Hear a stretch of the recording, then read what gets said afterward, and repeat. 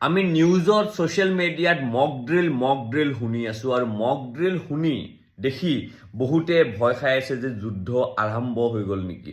এতিয়া মক ড্ৰিলটো আপোনালোকক ভয় খুৱাবৰ কাৰণে কৰা হোৱা নাই। মক ড্ৰিলটো কৰা হৈছে আমাৰ সুৰক্ষাৰ কাৰণে, আমাৰ ছেফটিৰ কাৰণে।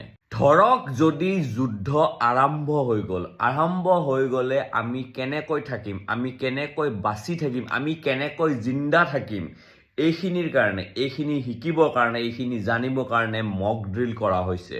আমি কেইটামান বস্তু মনত ৰাখিব লাগিব। ধৰক আমি বাহিৰত আছোঁ আৰু তাৰ পাছত আমি চাইৰেনৰ আৱাজ শুনা পাইছোঁ। তেতিয়া আমি কি কৰিব লাগিব? আমি এনেকুৱা জেগাত গৈ লুকাব লাগিব য'ত আমাৰ কোনোৱে ক্ষতি কৰিব নোৱাৰে। আৰু ২ নম্বৰটো হ'ল, যদি আমি চাইৰেনৰ আৱাজ শুনিছোঁ আৰু আমি ঘৰৰ ভিতৰত আছোঁ, তেতিয়া আমি লগালগ আমাৰ ঘৰৰ লাইট অফ কৰিব লাগিব, গেছটো অফ কৰিব লাগিব আৰু আমাৰ লগত যি বস্তু আছে, ধৰকচোন ইম্পৰ্টেণ্ট বস্তু লৈ পেলাই আমি লুকাব লাগিব। ধৰক আমাৰ মেডিচিন হয় বা আমাৰ ধৰকচোন ফোনটো হয়।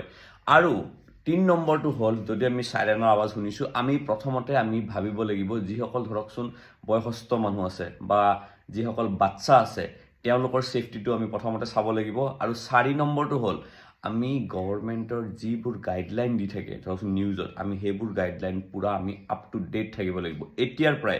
জয় আই অসম।